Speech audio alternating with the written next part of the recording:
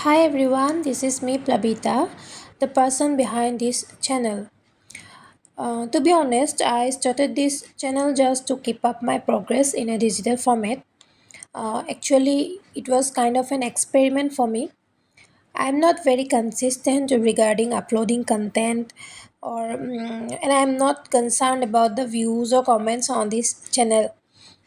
But I try to answer everyone. So this will be a long video. You can watch it at a fast pace, that much time in your hand.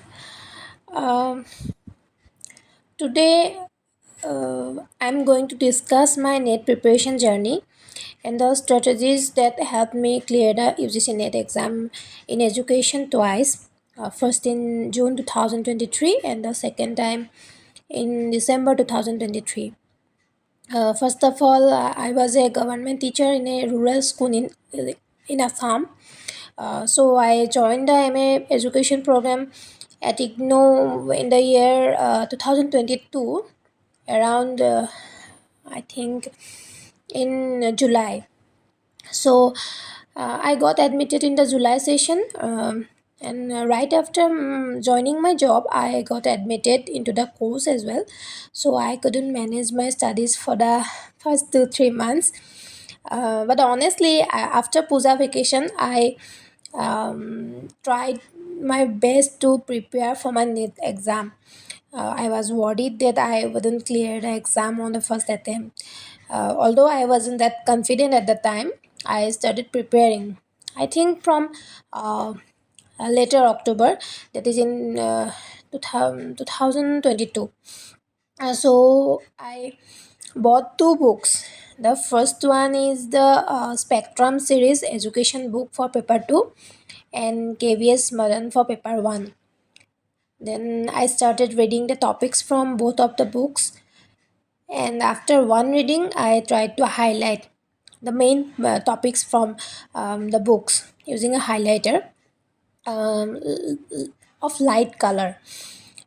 Please note that I haven't started making notes at this point. So, note making strategies or preparation strategies are different for different people. You don't have to exactly follow my strategy point by point. Okay, then I tried to figure out from the sample questions what type of questions came in the previous 2 to 3 NET exams. I think you have to be acquainted with the question paper as well. It's my personal opinion. This may vary from people to people. Then I started making notes, and I make notes in such a way that I don't have to write everything that is in the books or I read somewhere on the internet, because I don't want to read or go through everything in detail all the time. So I just want bullet points, right? So I read and then check the question patterns, and then from each of the chapters I try to make short notes which are easily understandable when I'm in a rush or I'm going to the exam hall, like mind map. I actually call them mind maps. Then I can just go through it in a short span of time when I don't have that much time on my hands. Because before the exam, I have to rush to the exam hall. So, in the meantime, I have to go through my notes one more time. The last minute rush. So, the note making session I maintained for almost 1 month, and actually completed the note making session in 1 month. And I'm very conscious about that process because note making session was purely from 8 p.m. to 9 p.m., and my notes can only be read by me. No one else can understand them, and I discard them right after my exam. It's my habit actually. So when um, people ask me about my notes or my copies, I can only explain them that I made them, but I discarded them, and I only make short notes and bullet points and some mind maps. But I have to make some notes for my friends.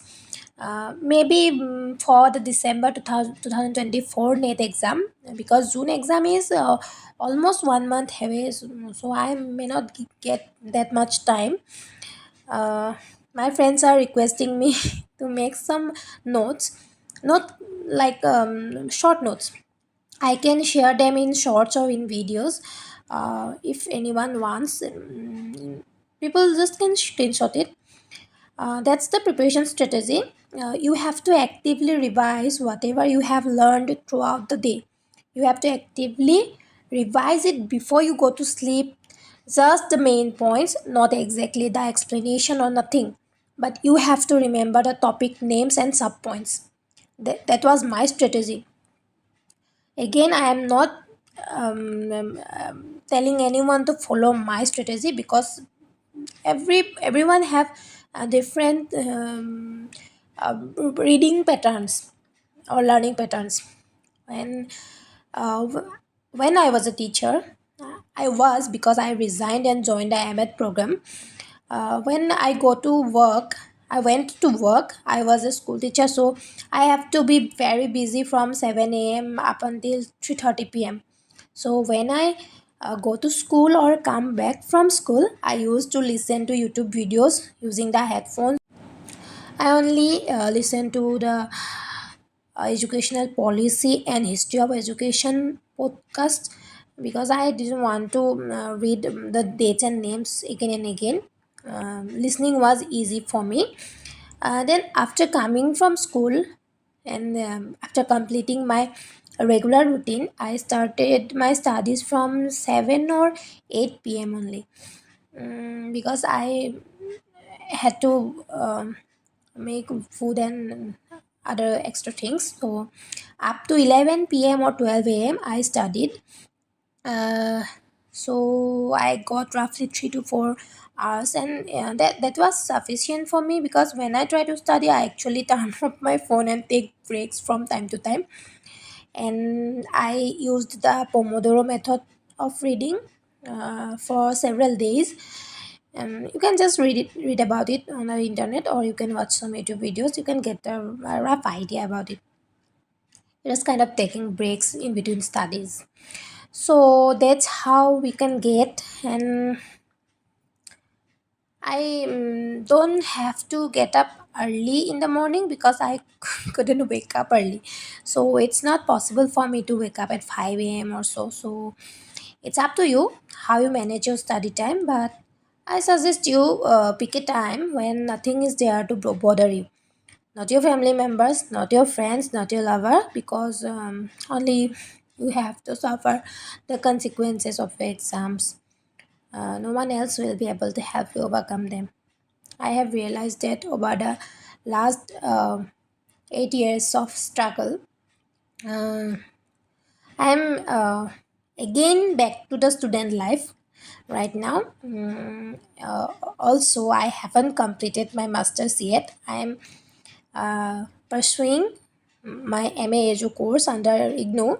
I'm only a second year student, and it is going smoothly. Uh, so one master's is from IGNOU, MA Edu, and I got admitted to the MA course under ZU.